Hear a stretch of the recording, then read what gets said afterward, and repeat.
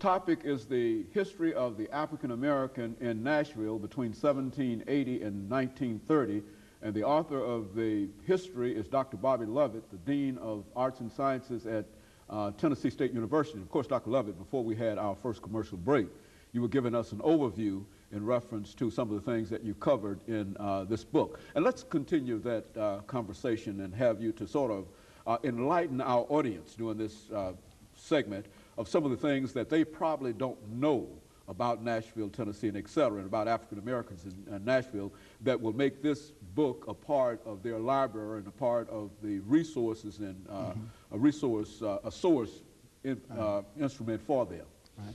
Well, again, as I said, about 22% of African Americans were free in Nashville during slavery times, and another 25% were what we call hired slaves. And they could be hired out for $100 to $150 a year. Well, today people say, well, that's not a lot of money. It was a lot of money then. The average person back in that day and time would probably realize not even $100 in cash money in 1 year.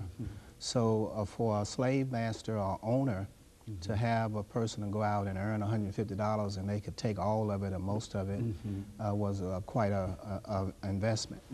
But African Americans were in demand as workers because, remember, this was a frontier city. And by the 1840s, Nashville was grown into quite a city, you know. There are steamboats. By 1851, of course, there are railroads being built to connect the city to the outside world.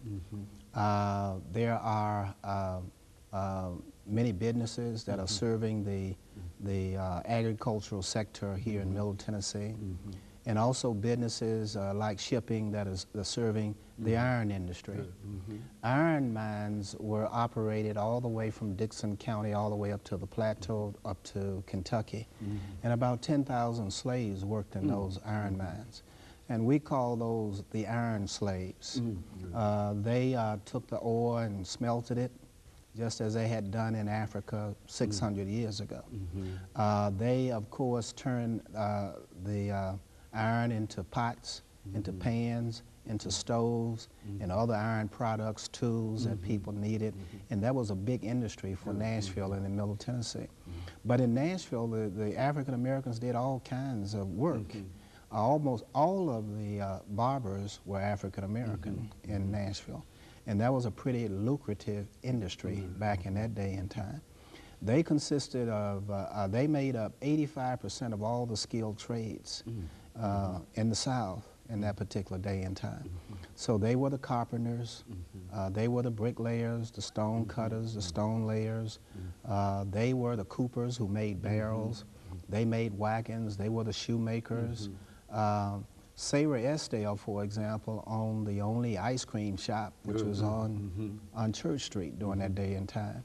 The bakers downtown were African Americans. When you had to go get your cakes and your pies for Christmas and so on, then they had to go to African Americans who made those particular products. The only pharmacist in town was owned by a slave who was hired out by his master. His name was Jack.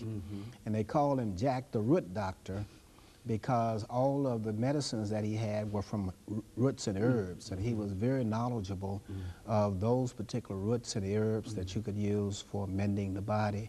So most of his customers were not African Americans, but of course